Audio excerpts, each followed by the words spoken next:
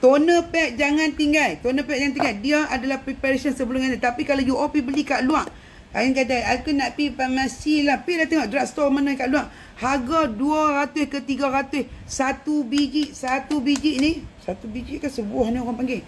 Yang penting bukan sebatang. Tak kira lah. Satu ni, satu biji ke, satu buah ke. Okey, kalau you all pergi dekat drugstore, dia berada 200-300 ringgit.